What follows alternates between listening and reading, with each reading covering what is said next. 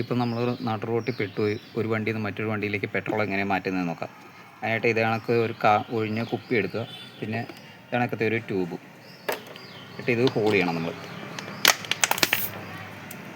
Key വെച്ച് തന്നെ whole ചെയ്യാം. ഈ പൈപ്പ് കുത്തി ഇറക്കണം. പൈപ്പ് കുത്തി ഇറക്കുക. എന്നിട്ട് കുപ്പി തുറന്നിട്ട് കുപ്പി ചളുക്കുക. എന്നിട്ട് ഇത് അടയ്ക്കാം.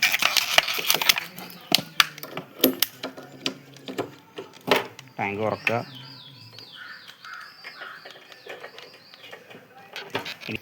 മുക്കി ഇറക്കിയിട്ട് ഇത് നിവർത്തണം.